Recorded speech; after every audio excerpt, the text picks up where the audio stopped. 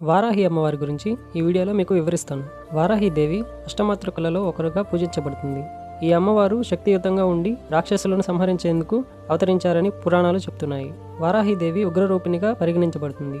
అయితే భక్తుల పట్ల అనుగ్రహము, రక్షణ కలిగించే దేవతగా కూడా భావిస్తారు. వారాహి అమ్మవారిని ప్రధానంగా రాత్రి వేళలో పూజిస్తారు. రాత్రి చర్ని అనే పేరుతో ఆమెను అర్ధరాత్రి సమయంలో పూజించడం ద్వారా శత్రునాశనం, దృష్ట నివారణ జరుగుతుందని నమ్ముతారు. వరాహిని ధూమవతి మాత యొక్క రూపమని కొన్ని తంత్ర గ్రంథాలు చెబుతున్నాయి.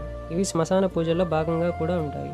తంత్ర విద్యలో వారాహి దేవికి విశేష ప్రాధాన్యత ఉంది. ఆమె ఉపాసన చేయడం వల్ల ఆధ్యాత్మిక శక్తి పెరుగుతుందని నమ్ముతారు.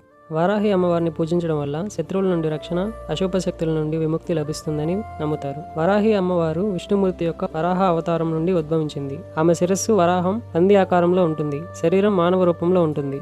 వరాహి అమ్మవారిని పూజించడం వల్ల కలిగే ఆధ్యాత్మిక ప్రయోజనాలు ఏంటంటే శత్రువుల నుండి రక్షణ, దృష్టదోష నివారణ, ఆత్మబలాన్ని పెంపొందించుకోవచ్చు, భయాలు తొలగిపోతాయి, ధనం, విజయం లభించడమే కాకుండా మానసిక ప్రశాంతత కూడా వస్తుంది.